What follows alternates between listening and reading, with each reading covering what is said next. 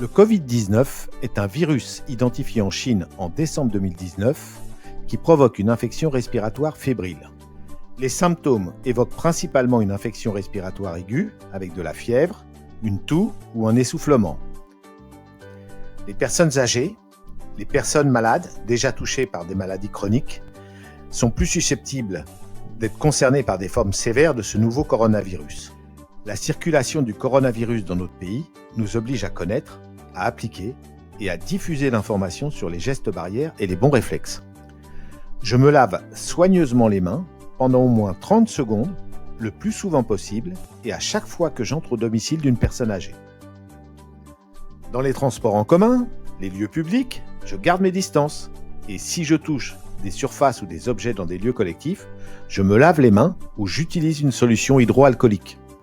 J'évite les lieux publics surpeuplés et je garde une distance d'au moins 1 mètre avec les autres. Je ne salue pas les gens en leur serrant la main. Un simple bonjour de loin suffit. Je désinfecte les surfaces plusieurs fois par jour en insistant sur les objets les plus souvent touchés.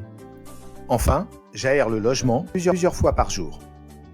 Si je tousse, j'évite de projeter des gouttelettes en toussant dans ma manche.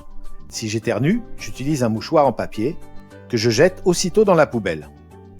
Je laisse la personne âgée et la famille exprimer ses craintes avant de répondre. Ensuite, j'informe sur les mesures des autorités sanitaires pour les personnes âgées à domicile, comme par exemple limiter les visites, éviter les visites des enfants, limiter les sorties, rappeler les gestes barrières. Et si je suis salarié, j'informe que nous avons activé le plan bleu et que nous appliquons l'ensemble des mesures sanitaires décidées par les autorités. Je rappelle que l'utilisation systématique des masques en l'absence de signes n'est pas nécessaire. Et s'il y a des questions auxquelles je ne sais pas répondre, je communique le numéro d'information. Si je tousse ou que j'ai de la fièvre, par précaution, je porte un masque et je ne vais pas chez la personne âgée.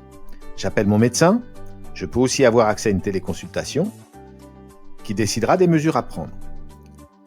Si je découvre lors de ma visite qu'une personne âgée présente des signes d'infection virale, alors je lui fais porter un masque, j'en porte un, je relève sa température, je note ses signes et j'alerte son médecin. Si je suis salarié d'un service d'aide à domicile, j'informe aussitôt le service qui a mis en place une cellule alerte. Ainsi, grâce à la vigilance de tous, professionnels et familles, nos aînés seront mieux protégés contre le coronavirus.